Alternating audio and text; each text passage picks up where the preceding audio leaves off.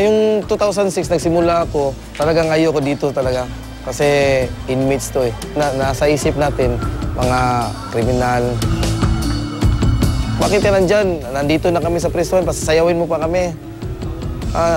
Nung isang linggo talaga yon yung ginawa ko. Tapos, nagsabi ako ng konsulta namin, sir, pwede, umiyak talaga ako, sir, ayoko na. Yung sinabi niya sa akin, Vince, gusto natin maiba yung pagtingin ng inmates ng tao. Kasi pag nasa hearing yung mga inmates, matatakot ka, di ba? So, gusto namin maiba yung pagtingin ng inmates. So ngayon, gumawa ko ng sayaw ng Pope para siguro makita niya yung pagsasayaw ng dancing inmates na sana mabago yung isip na baka pumunta dito sa Cebu.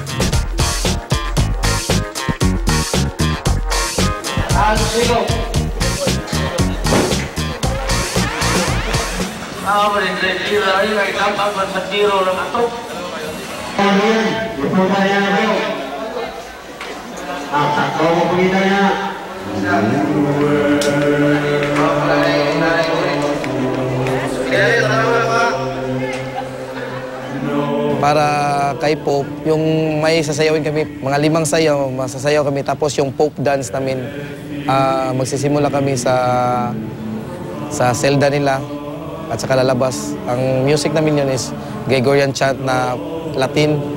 So pagkatapos noon, yung official theme song kay Pope dito sa Pilipinas, yung We Are All God's Children.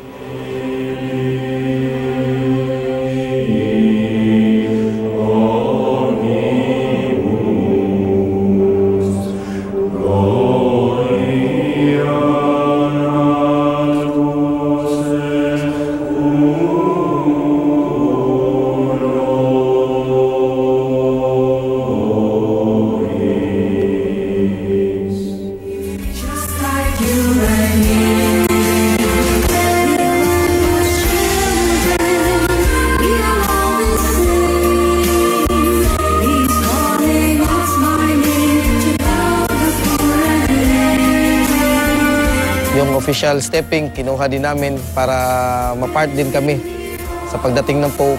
So, may props kami na picture niya ni Pope. At saka, isi-segue namin yung sinulog na drum beat talaga, yung drums. Ako yung nag-isip ng sayaw ng Pope. Tinawag niya namin na Pope dance eh.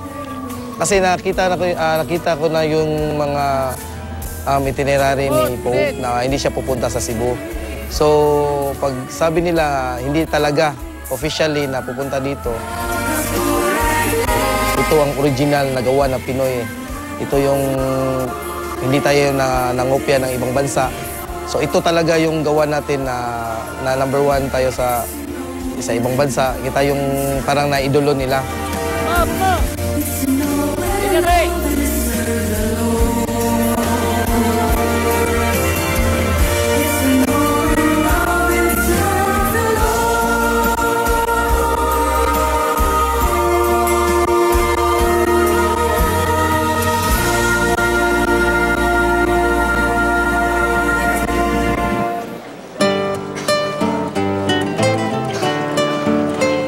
Ako lang yung po yung nasa harap kasi ako po yung sumasayaw na ang dancer talaga.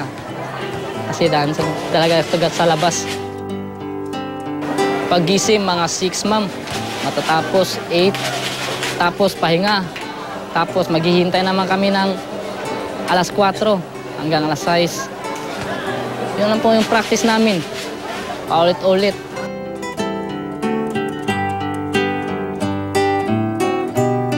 I work in the prisons in Australia, and you would never see something like that there. It's really interesting. How about their performance for the Pope? They're doing this for the Pope. I hope he comes and visits. It would be good. Very impressive. So many people doing the presentation.